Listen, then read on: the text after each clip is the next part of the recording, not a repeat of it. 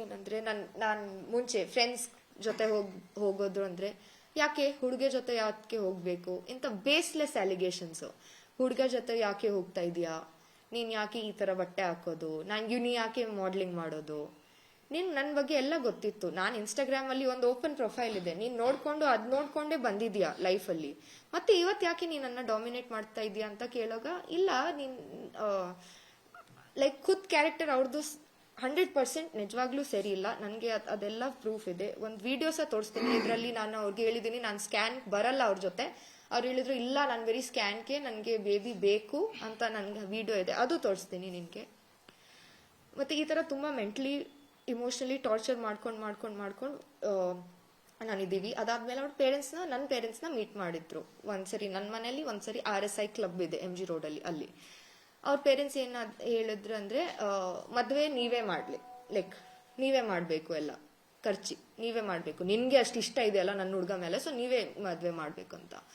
ಮತ್ತೆ ಒಂದು 2 BHK flat house ನನ್ನ ಮನೆ ಹತ್ರ, ನನ್ನ ಏರಿಯಾ ಹತ್ರ, ಬಿಕಾಸ್ ಇವ್ರು ನನ್ನ ಜೊತೆ ಎಲ್ಲ ಇರಲ್ಲ. ನನ್ಗೆ ಗೊತ್ತು ನಿನ್ನ ಹುಡುಗಿ ಈ ಥರ FIR ಎಲ್ಲ ಹಾಕಿದೆ ನನ್ನ ಹುಡುಗ ಮೇಲೆ, ನನಗೆ ಅದೆಲ್ಲ ಲೈಕ್ ನನ್ಗೆ ತುಂಬ ಬೇಜಾರಾಗಿದೆ, ಈ ಥರ ಆ ಥರ ಎಲ್ಲ ಹೇಳಿದ್ರು ಅವರು. ಮತ್ತೆ ನಾನು ಅವ್ರ ಜೊತೆ ಮಾತಾಡೋಕೆ ನೋಡೋಕಾಗಿ ನಿನ್ನ ಹುಡುಗನ ತಪ್ಪಿದೆ ಅಂತ, ಇಲ್ಲ ಹುಡುಗಗಳು ಈ ಥರನೇ ಇರ್ಬೋದು, ನೀನು ಒಂದು ಹುಡುಗಿಯಾಗಿ ಯಾಕೆ ನೀನು ಅವ್ರ ಜೊತೆ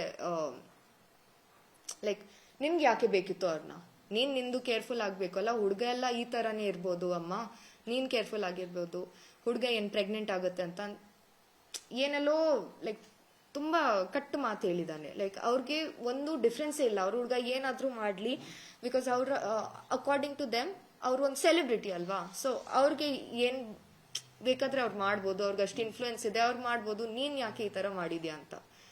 ಅದಾದ್ಮೇಲೆ ನಾನು ಹೇಳಿದ್ದೀನಿ ನಾನು ಬಿಡಲ್ಲ. ಲಾಸ್ಟ್ ಟೈಮ್ ನಾನು ಏನಂದ್ರೆ ವೀಕ್ ಆಗಿದ್ದೀನಿ ಇಮೋಷ್ನಲಿ, ಈ ಟೈಮ್ ನಾನು ವೀಕ್ ಆಗಲ್ಲ. ಈ ಟೈಮ್ ನಾನು ನಂದು ಅಷ್ಟು ನನ್ನ ಜೊತೆ ಆಡಿದ್ಯಾ ನನಗೆ. ಮತ್ತೆ ಅವ್ರಿಗೆ ಒಂದು STD ಇದೆ, ಸೆಕ್ಷುಲಿ ಟ್ರಾನ್ಸ್ಮಿಟೆಡ್ ಡಿಸೀಸ್ ಅಂತ ಅವ್ರ ಇದೆ, ಅದು ಅದ್ರ ಬಗ್ಗೆ ನಾನು ಡೀಟೇಲ್ಸ್ ಕೊಡಲ್ಲ, ಬಟ್ ಇದೆ ಅದು ನನಗೂ ಅವ್ರು ಇನ್ಫೆಕ್ಟ್ ಮಾಡಿದ್ದಾನೆ. ಸೊ ನನ್ನ ಲೈಫ್ ಅವರು ಕಂಪ್ಲೀಟ್ ಆಗಿ ಮೆಂಟಲಿ ಇಮೋಷ್ನಲಿ ಫಿಸಿಕಲಿ ಎಲ್ಲ ಹಾಳು ಮಾಡಿದ್ರು. ಸೊ ನಾನು ಅವ್ರಿಗೆ ಹೇಳಿದ್ದೀನಿ ನಾನು ನಂದು ಲೈಫೇ ಕೊಟ್ಬಿಡ್ತೀನಿ, ನಿನ್ಗೆ ಅದೇ ಬೇಕಾ, ಇಷ್ಟು ನೀನು ಡಬಲ್ ಗೇಮ್ ಆಡೋದು, ಇದು ಮಾಡೋದು, ಅದು ಮಾಡೋದು, ನಾನು ಇವತ್ತು ಹೆಲ್ಪ್ಲೆಸ್ ಆಗಿದ್ದೀನಿ, ನನ್ಗೇನು ಬೇಕು ಅಂದರೆ ನೀನು ನನಗೆ ಸಪೋರ್ಟ್ ಮಾಡು, ಜೊತೆಯಲ್ಲಿ ಇರೋಣ ಅಂತ.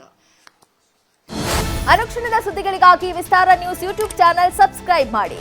ಹೊಸ ಸುದ್ದಿಗಳ ನೋಟಿಫಿಕೇಶನ್ಗಾಗಿ ಬೆಲ್ ಐಕಾನ್ ಕ್ಲಿಕ್ ಮಾಡಿ.